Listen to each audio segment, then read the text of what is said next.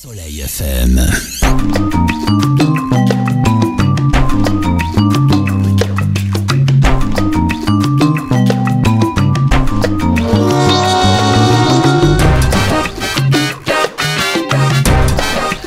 Bonjour à toutes et à tous, bonjour Alban. Bonjour. Je vous remercie d'être venu. Alors je dois dire que j'ai reçu votre livre parce que Pauline m'a dit, Pauline qui est notre patronne, m'a dit tu pourrais recevoir. Or je précise une chose, c'est que à la radio on me laisse faire ce que je veux, je reçois qui je veux, quand je veux, comme je veux. C'est Serge qui m'accompagne pour la technique et là j'ai été bluffée par votre livre. Plus fort que la mort, vous avez 16 ans et demi, vous écrivez, je vais dire, parce que vous êtes un ado, je vais dire comme un adulte. En plus de ça, c'est très bien écrit, un très bon français. J'ai été, je le répète, bluffée. Alors merci de m'avoir envoyé votre livre. Eh bien c'est moi qui vous remercie. Non, mais c'est vrai. Alors on va vous suivre à la radio, tout le temps vous écrirez. Voilà, mais et tout le temps vous ferez mes émissions. Vous habitez à Saint-Thomé, oui, en Ardèche, c'est au-dessus de Viviers.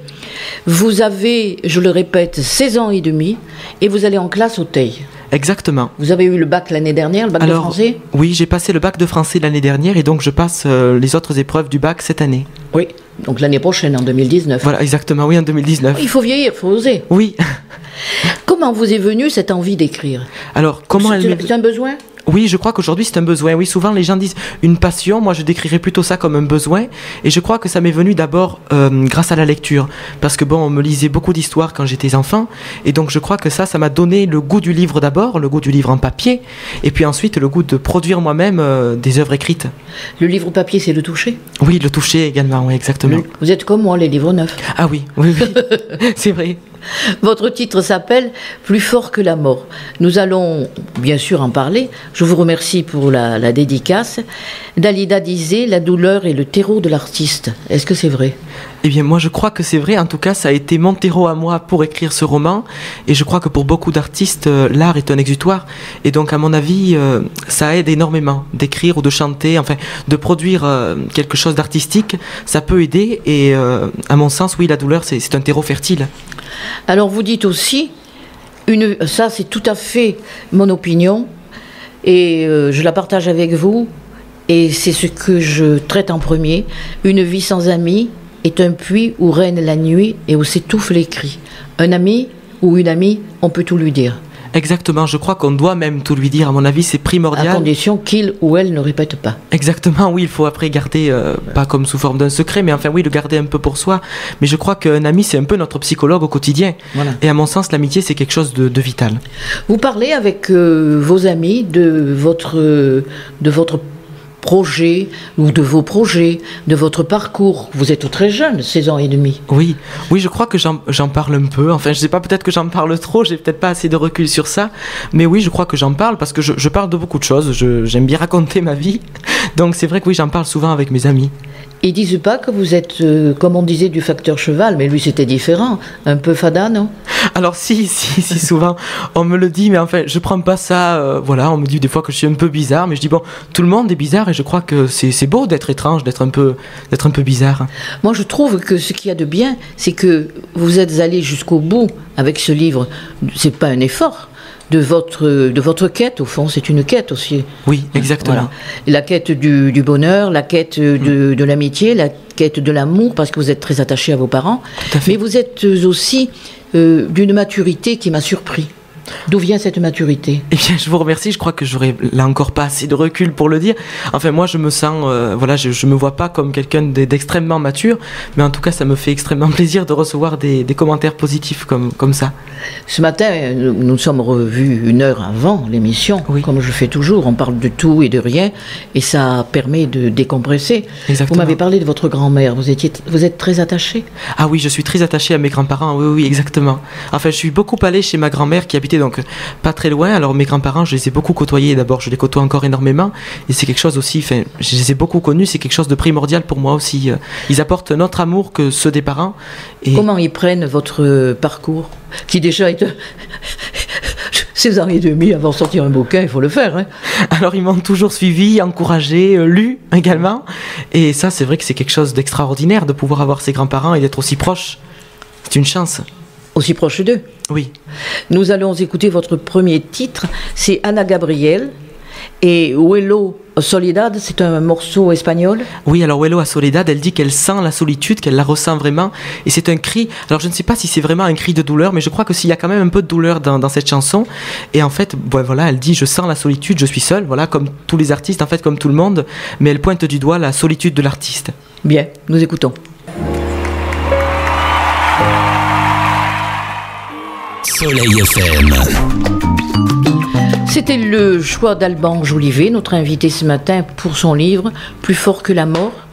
Je vais vous lire un petit extrait. Le Moyen-Âge représente une période sombre de l'histoire où la frontière avec l'étrange menace de se briser à chaque croisement de rue.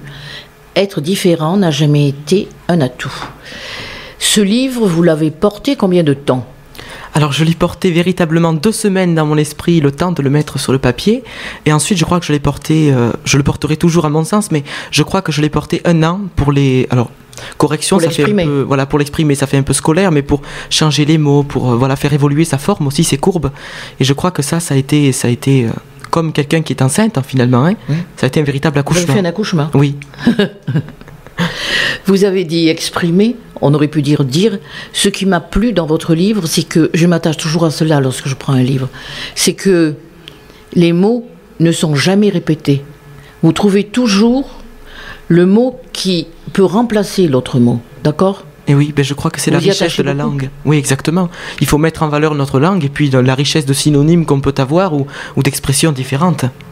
Pour les auditeurs qui nous écoutent ce matin et qui prennent juste la radio, je dirais qu'Alban a 16 ans et demi et qu'il va en classe au lycée du Teil, qu'il a eu son bac de français l'année dernière et qu'il se prépare pour l'autre bac pour 2019. Son livre s'appelle Plus fort que la mort. Où est-ce qu'on le trouve à l'acheter ? Alors on peut le trouver dans toutes les librairies sous commande. Autrement, on peut également le commander sur la Fnac, Amazon et les principales plateformes de ventes en ligne. D'accord, c'est parfait. Vous en avez déjà vendu quelques-uns ? Alors oui, j'en ai déjà vendu plus que pour ma nouvelle. J'en ai vendu... alors je pourrais pas dire exactement le chiffre, mais oui, c'est bien vendu. Vous avez fait imprimer sur Montélimar ? Alors non, c'est mon éditeur qui se charge de l'impression et donc il est basé sur Paris. Dites-moi, qu'est-ce qu'il a dit votre éditeur quand il a reçu votre livre ? Alors qu'est-ce qu'il a dit ? Bluffé ? Oh non, quand même pas. Mais enfin, il m'a renvoyé donc une lettre. Et donc sur la lettre, il acceptait l'édition. Et donc c'était pas non plus hyper élogieux, mais enfin c'était cordial. Il y avait quelqu'un qui écrivait autrefois, c'était une fille, c'était Minou Drouet, mais elle, c'était des poèmes. Elle était jeune, elle avait 14 ans, 13 ou 14 ans. Vous avez 16 ans et demi, mais quand même porter un tel livre, je le répète, qui est, à mon sens, parfait au point de vue écriture. Alors, il faut savoir, nous allons remonter dans le temps. Ce livre commence dans les années, on va dire... 1443-1450 Exactement. À Bonn. Exactement, oui. Les hospices de Bonn. Oui. Pourquoi vous êtes parti comme ça ? Alors pourquoi partir Parce que vous aimez le vin ? De cette époque ? Non, pas du tout. Alors, non, le lieu, non, tout simplement parce qu'on avait fait un voyage et donc lors de ce périple, on s'était simplement arrêté une journée aux hospices de Bonn et en visitant ces hospices, j'ai eu comme la flamme de l'inspiration donc qui s'est allumée en moi et je crois que ça je l'ai gardé comme une bougie, comme un cierge en moi jusqu'à ce qu'il y ait donc la phrase d'une amie qui m'avait dit si j'avais exercé mon don au Moyen-Âge j'aurais été brûlée vive. Et bien je crois que cette flamme, grâce à la phrase de mon amie qui pourrait être comme de l'essence finalement, oui. elle a donné un véritable incendie. C'est ça qui a produit mon roman. Parce que ce qu'il faut dire, c'est que votre amie, elle guérit le feu. Exactement. Et que ça se passe au Moyen-Âge. Tout à fait, oui. Donc au Moyen-Âge, on brûlait les sorcières. Enfin, on disait que c'était des sorcières, alors qu'en fait, elles étaient bénéfiques, puisqu'elles enlevaient le feu. Et on les brûlait à Paris, en place de Grève, à Bonn, je ne sais pas où. Sur les places publiques, souvent, oui. Places publiques. Pour que ce soit, en fait, c'était un petit peu comme un jugement. On montrait aux villageois, on leur disait, bon, si tu te comportes comme ça, voilà où tu vas terminer. Alors, c'était pas non plus... Mais il y avait un sens moral pour eux à l'époque. Oui. Vous vous êtes plongé dans d'autres archives pour faire ça ? Oui, énormément. J'ai fait beaucoup de recherches historiques. J'ai tout à la maison dans des caisses. Je suis allé donc dans plusieurs bibliothèques, médiathèques. J'ai essayé de recueillir un petit peu aussi des témoignages de coupeurs de feu pour pouvoir produire ensuite l'œuvre et qu'elle soit quand même rapprochée du fond historique et qu'elle soit vraiment ancrée. Le fond historique, c'est un peu les fondations. Et si les fondations ne tiennent pas... Il y a plus de coupeurs de feu que ce que l'on pense. Oui, je crois que beaucoup de personnes coupent le feu et ne le disent pas forcément. On ne le dit pas, Oui, on le garde pour soi. oui, tout à fait. Parce qu'on ne voudrait pas être brûlé en place de grève. Je suis d'accord, on va éviter... Oui, on va bûcher. s'arrêter là. Oui. Je rappelle que votre livre s'appelle Plus fort que la mort. Est-ce que la mort, c'est quelque chose pour vous qui est inéluctable, bien entendu, Oui. mais aussi, ça serait comme une délivrance? Exactement. Pour moi, la mort, oui. En fait, beaucoup de gens ont peur de mourir, mais enfin bon, je suis jeune, alors peut-être Je vais vous dire, moi, j'ai pas peur de mourir, j'ai peur de souffrir. Ah voilà, exactement. Mais c'est ce que j'allais dire, parce qu'en fin de compte, la vie, donc c'est bien sûr, il y a des choses magnifiques dans la vie, mais il y a aussi de la souffrance. C'est pas forcément facile de réussir dans la vie et de réussir sa vie. Alors que la mort, finalement, on n'a qu'à se laisser aller. La mort est beaucoup plus, comment dire, c'est une délivrance, voilà, oui. Qu'est-ce que c'est pour vous réussir sa vie? Pour moi, réussir sa vie, c'est bon, avoir un bon emploi, avoir une bonne place, mais ce n'est pas réussir dans la vie. Et c'est pas réussir le fric. Voilà, non. Ouais. Non. Vous avez des projets, on n'en parlera pas parce que ça vous regarde, c'est votre vie. Et puis à 6 ans et demi, vous pouvez peut-être changer aussi d'idée et changer de parcours. Mais il est vrai que vous êtes arrivé ce matin et j'ai été surpris par votre allure. Vous êtes très classe, non mais c'est vrai. Ah ben je vous remercie. Vous avez fait exprès pour moi? Ah non, enfin, j'aime bien m'habiller correctement, on va dire. Bon, c'est de l'apparence, mais je crois que l'apparence fait beaucoup et puis on en dit énormément aux autres. C'est l'être et le paraître. Exactement. Bon, vous avez voulu Violeta Parra? Violeta Parra, oui. Avec Merci, gracias a la vida. C'est merci à la vie. Oui, exactement. Ouais. C'est une espagnole et après nous aurons, dans quelques temps, nous aurons Dalida parce que c'est aussi une de vos chanteuses préférées. Alors Serge, si vous voulez bien, nous allons partir pour dire merci à vous. Soleil FM. Soleil FM. Notre invité, Alban Jolivet, pour son livre Plus fort que la mort, un livre qui se passe au Moyen-Âge. Déjà à 16 ans et demi, il faut se plonger dans le Moyen-Âge. Il a dit qu'il avait fait beaucoup de recherches. Et je voudrais dire ceci. Être différent n'a jamais été un atout. Il n'en était pas moins à cette époque, donc au Moyen-Âge, là où de nombreuses femmes assoiffées de liberté finissaient leur lutte sur un lit de flammes. Son héroïne, Sylvie, elle tente d'exercer au péril de sa vie son don, donc de couper le feu. Simplement un don de couper le feu où elle était aussi soignante. Alors je crois que le don de couper le feu ne s'arrête pas forcément aux brûlures et que il peut être peut-être plus profond finalement. Et alors Sylvie, elle guérissait non seulement le feu, mais également donc elle pouvait couper le sang, arrêter les hémorragies, voilà. Et puis également la fièvre, tout ce qui est en rapport. C'était que par son don ou elle avait un matériel, c'est-à-dire des plantes ou tout cela? Non, je crois que c'était, alors moi je dirais la foi voilà. Qu'elle avait en elle. Oui. La foi dans son don. Exactement, et puis en elle aussi, parce elle avait une forme de religion en elle, mais n'était pas blanche du point de vue de la religion, voilà. Elle exerçait quelque chose. On les brûlait, il faut savoir. Exactement, elle exerçait quelque chose. Il y avait une forme d'inquisition et tout cela. Voilà. Nous savons que ce livre a été édité par Edilivre. Vous avez fait un parcours long, difficile. Dites-nous, pour les personnes qui nous écoutent et qui auraient envie d'écrire, qu'est-ce que vous pouvez leur dire? Alors, je peux leur dire qu'il faut d'abord essayer. Si on essaie d'abord pas, écrire. Voilà, faut d'abord écrire et puis ensuite essayer, tenter d'envoyer, parce que sinon personne viendra vers nous. Donc c'est ce que j'ai fait. Puis ça s'est bien passé. Voilà, je crois que oui, ça n'a pas été très long. Ce qui a plutôt été long, c'est, je dis les relectures finalement, parce que des fois on hésite, on n'est pas sûr, puis on a peur aussi de la façon dont notre livre va être accueilli. Parce que c'est vrai que quand on publie un livre, tout comme quand on chante ou quand on sculpte ou qu'on dessine, c'est un peu se mettre à nu notre face artistique. Et se déshabiller. Exactement. Ouais. Votre livre a été lu par deux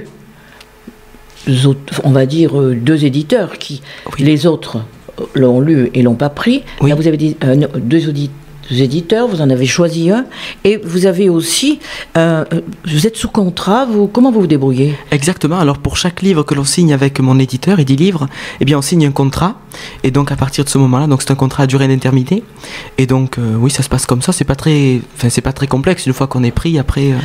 Est-ce qu'on vous rencontrera au Salon du Livre à Montélimar?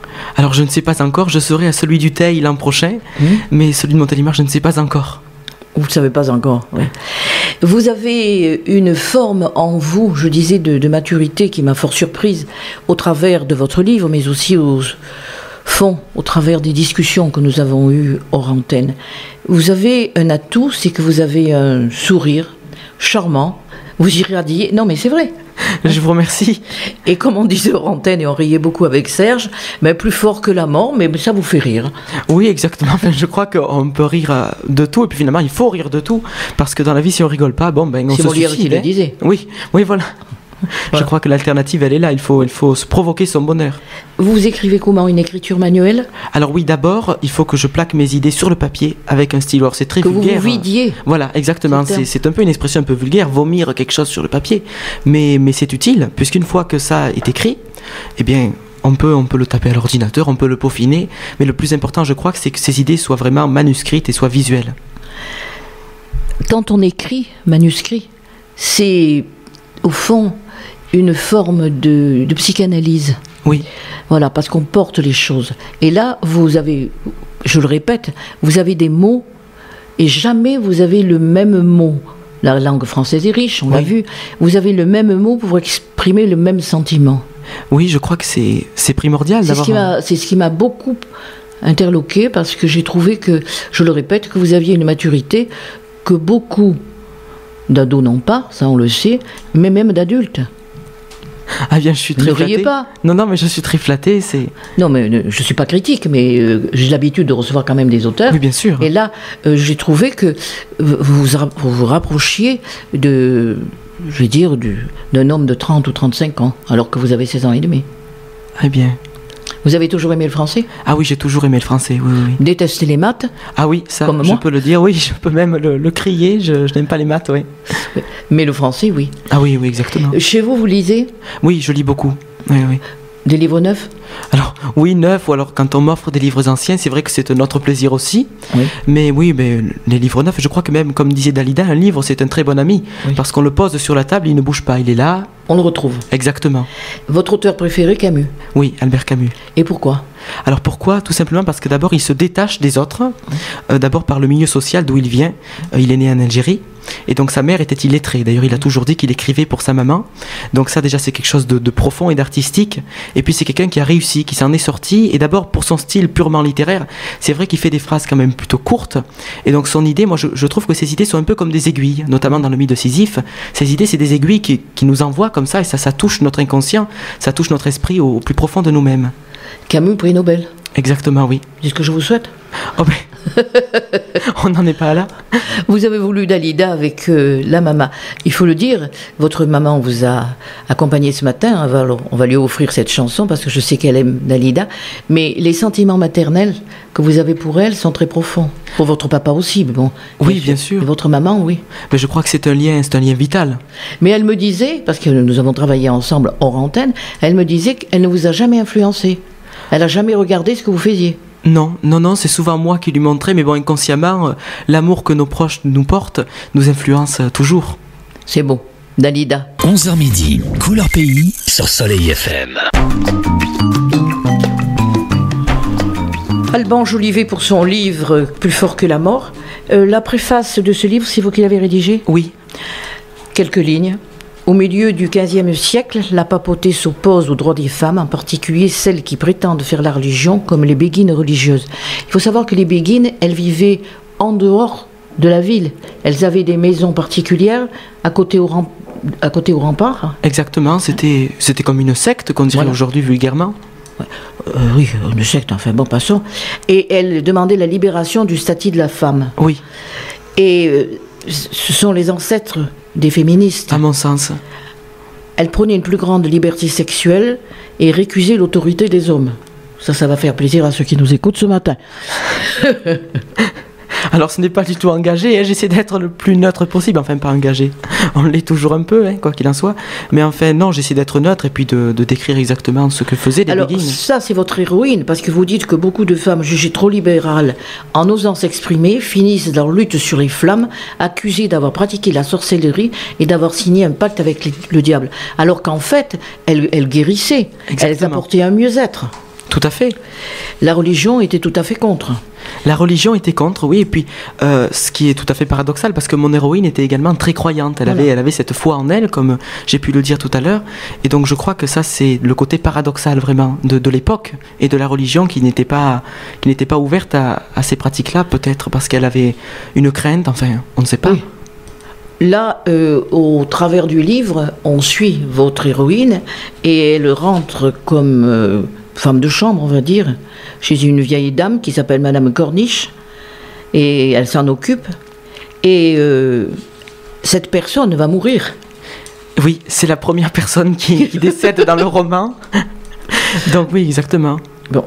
Et elle essaie, au travers de ce livre, qui est votre œuvre totale, parce que vous l'avez porté, mais votre héroïne essaie d'apporter et un mieux-être moral et un mieux-être physique. C'est ce que la médecine, à mon sens, aujourd'hui, a tendance à négliger, le mieux-être mental. Vous voulez répéter, je vous prie ? C'est ce que la médecine, pour moi, aujourd'hui, a tendance à oublier, le mental.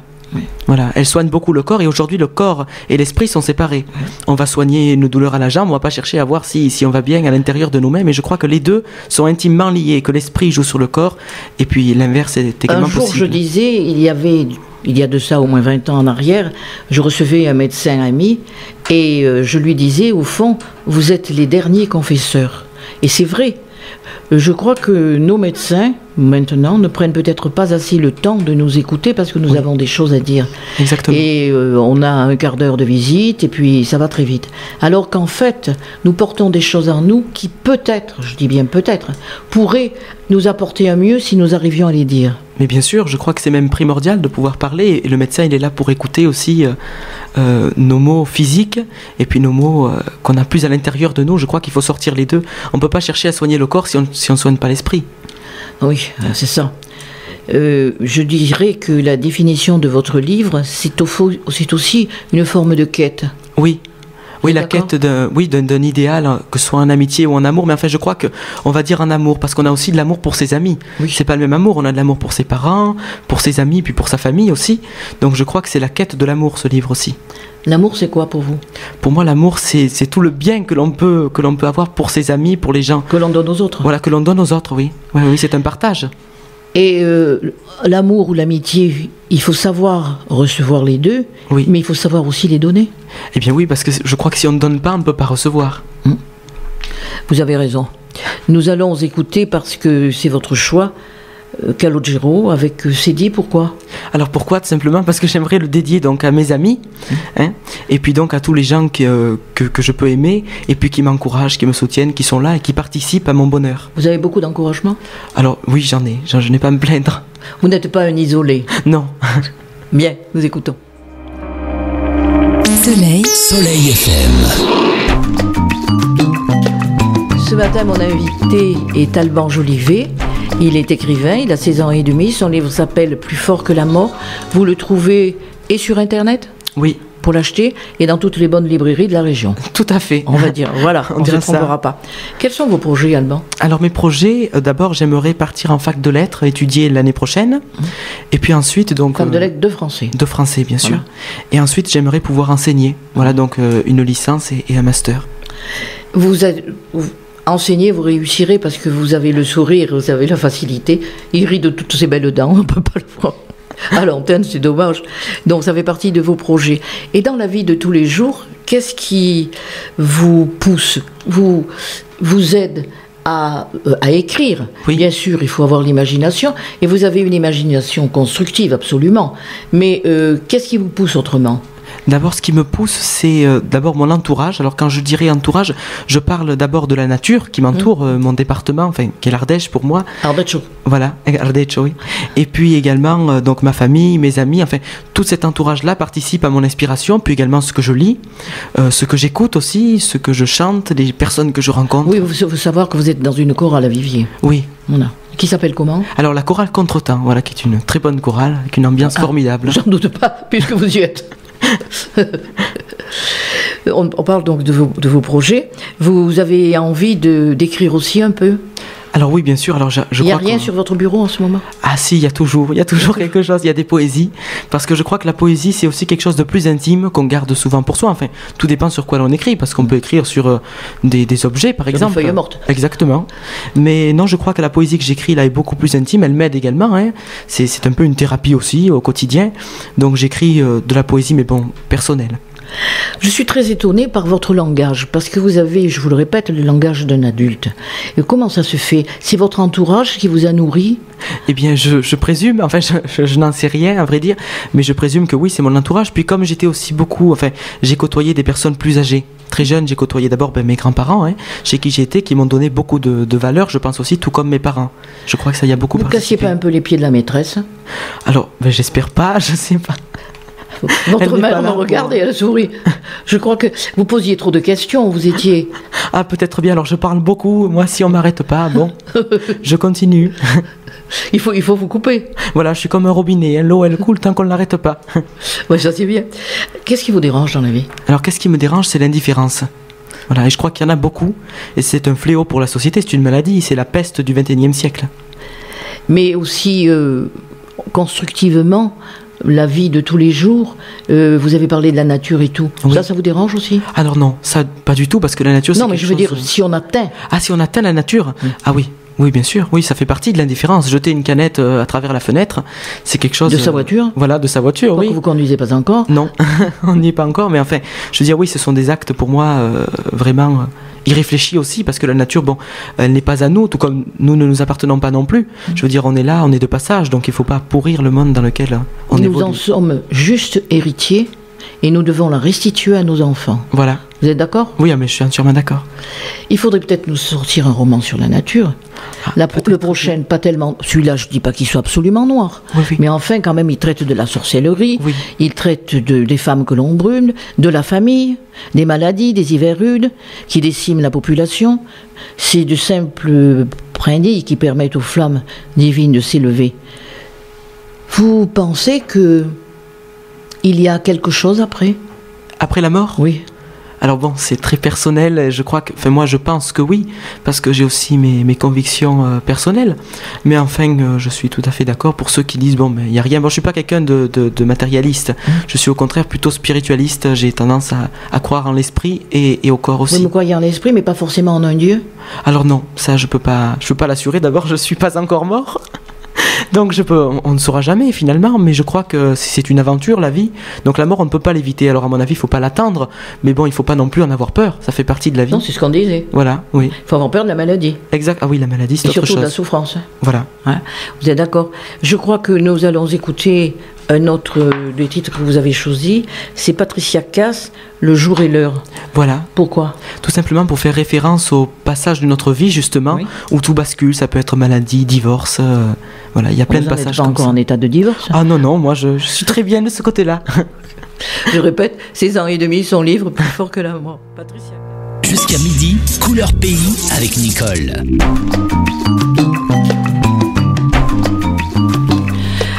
Notre invité, Alban Jolivet, pour son livre Plus fort que la mort. Alban, vous avez un mail, comment peut-on vous contacter? On a eu des appels, il y a des personnes qui sont intéressées pour acheter votre livre, alors dites-moi. Alors pour me contacter personnellement, oui, j'ai un mail.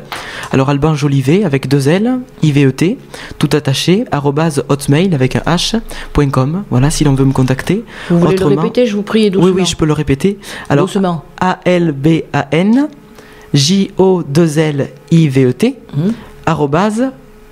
@HOTMAIL.com. Bien. Et autrement, chez Amazon, chez... Oui, la FNAC. La FNAC, les bons libraires de la région. Voilà, les bons libraires aussi, oui. Pour le moment, vous n'avez pas fait de signature encore? Alors si, j'en ai fait d'abord dans mon village à Saint-Thomé, et puis j'en ai fait aussi à Viviers grâce à l'association Art Présent. D'accord. Que je remercie d'ailleurs aujourd'hui encore. Il faut peut-être tourner un peu plus, aller dans d'autres villages. Ah ben oui, j'espère que j'aurai cette occasion-là. Je vous donnerai des adresses. Ah ben avec plaisir. Vous êtes d'accord? Oui. Bien, je veux vous dire une chose, c'est que, je le répète, j'ai énormément aimé votre livre. Mais je vous remercie. Et je sens, il y a la patronne qui est à côté de moi, elle m'écrit des choses, je ne sais pas ce qu'elle me dit, mais je vais le voir. N'est-ce pas, Madame Pauline? Alors, s'il veut faire une signature à la radio. Ah, ce serait avec grand plaisir. Alors là, vous vous entendez avec Madame Pauline. Eh bien oui, ce serait un immense plaisir pour moi. Et un honneur. Et un honneur. Pour la radio, hein, d'accord. Serge, nous avons encore un morceau de musique, je crois. Vous nous le passez? Merci beaucoup. Soleil FM. Alban, Vous avez quand même fait un choix musical intéressant, mais je dois dire que dans votre choix musical, il y a 2 chanteuses qui se sont suicidées. C'est un côté morbide. Oui, peut-être un peu morbide, mais enfin, je crois que bon, les 2 souffraient énormément, peut-être de leur vie d'artiste surtout. Enfin, Violeta Parra, parce que d'abord, elle a voyagé énormément, elle a un peu délaissé sa famille aussi. Et puis Dalida, parce qu'elle a eu beaucoup de soucis avec les hommes et avec l'amour. D'ailleurs, cette dernière chanson est un peu d'amour. Voilà, un peu d'amour, oui. Elle supplie le ciel de lui accorder un peu d'amour. Oui, c'est ça. Nous allons nous séparer. Je rappelle le titre de votre livre, Plus fort que la mort. On le trouve dans toutes les bonnes librairies du coin. Je vais vous donner quelques adresses, si vous le voulez bien. Et puis, je donne rendez-vous à nos invités pour la semaine prochaine. Ce sont les 20 ans de 1, 2, 3 Soleil, des artistes à l'hôpital. Je les recevrai avec grand plaisir parce que à partir du 5 octobre, il y a justement une invitation pour fêter ces 20 ans de 1, 2, 3 Soleil. C'est très important d'aller vers les hôpitaux, de distraire les malades. Vous êtes d'accord ? Ah oui, je suis entièrement d'accord. C'est vraiment une action magnifique et de partage aussi. Ah oui. Je vais vous dire au revoir. Merci à Serge de nous avoir accompagnés et tenu les manettes. Pour vous, je vous laisse retourner à Saint-Thomé, votre village de prédilection. Eh bien, je vous remercie énormément. Merci à votre maman qui vous a conduit, parce que vous ne conduisez pas 16 ans et demi. Et non. Vous allez passer votre permis un jour ? Oh oui, un jour quand même. Ça serait bien utile. Entre 2 livres. Voilà, on va dire ça. Bon, je vous dis au revoir à toutes et à tous. J'espère que vous vous serez amusés en notre compagnie. Je vous laisse sur Soleil FM. Au revoir, à la semaine prochaine. Et demain avec Serge.